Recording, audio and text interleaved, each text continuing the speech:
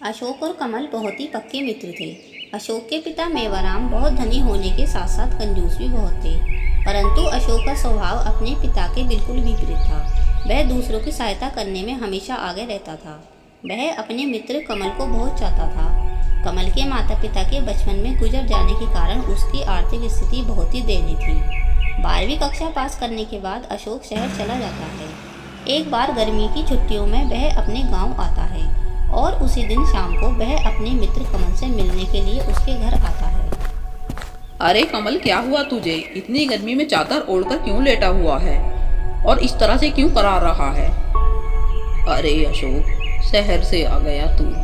क्या बताऊं अशोक, पिछले 4 दिनों से मुझे बुखार आ रहा है। गांव के वैद्य से दवाई भी ली, पर यह बुखार है कि उतरने का नाम ही नहीं ले रहा है। अशोक ने उसकी बुरी हालत देखी और समझ गया कि पैसे न होने के कारण वह शहर जाकर किसी अच्छे डॉक्टर को नहीं दिखा पाया है और इसी कारण वह अभी तक ठीक नहीं हो पाया है। घर जाकर अशोक ने अपने पिता मेवाराम से कमल की बीमारी के बारे में बताया और कमल के इलाज के लिए थोड़े से पैसे मांगे। यह सुनते ही मेवाराम आग बबूला हो जाता है और कहता है, अशोक, तू पागल तो नहीं हो गया है जो अपने दोस्त कमल के इलाज के लिए मुझसे पैसे मांग रहा है? मैंने इस तरह इधर उधर बांटने के लिए पैसा इकट्ठा नहीं किया है। पैसे कोई पेड़ पर नहीं उगते हैं जो हाथ बढ़ाया और तोड़ लिए। अगर तू इसी प्रकार पैसे दे देकर दूसरों की सहायता करता रहा तो थोड़े ही दिनों में हमारा सारा पैसा खत्म हो जाएगा और हम भी उन्हीं की तरह सड़कों पर भीख मांगते हुए नजर आएंगे। अशोक के पिता ने उसे पैसे देने से मना कर दिया, किंतु अशोक ने ठान लिया कि चाहे कुछ भी हो जाए वह अपने दोस्त का इलाज करा के ही रहेगा। वह सीधे महाजन के पास चला जाता है और उससे 500 रुपये का कर्जा ले लेता है। अशोक कमल को शहर ले जाता है और एक अच्छे डॉक्टर से उसका इलाज करवाता है। हफ्ते भर में कमल की तबीयत सुधर जाती है। 10वें दिन महाजन अशोक को ढूंढते हुए उसके घर जाता है और उसके पिता मेवाराम से पूछता है, नमस्कार मेवाराम जी, क्या अशोक घर पर है? अशोक घर पर तो नहीं है, पर तुम्हें उससे क्या काम है?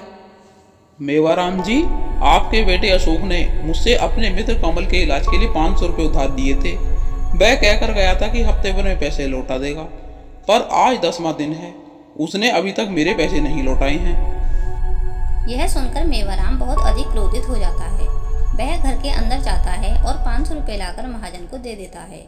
महाजन अपने पैसे लेकर चला जाता है।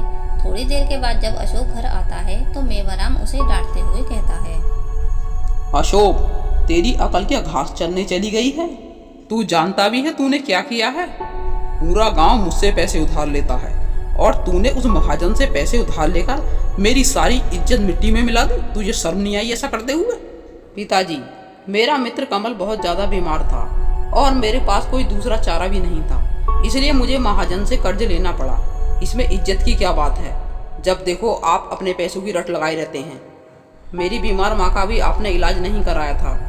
अगर आप सही समय पर माँ का इलाज करा लेते तो आज वह जिंदा होती। पिताजी, जरूरत पड़ने पर जो धन काम नहीं आता वह किस काम का? जाते समय क्या गठरी बांध कर लेकर जाएंगे?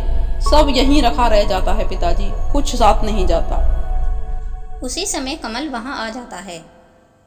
माफ कीजिए काका जी, मेरी वजह से आप दोनों में झगड़ा हो रहा है।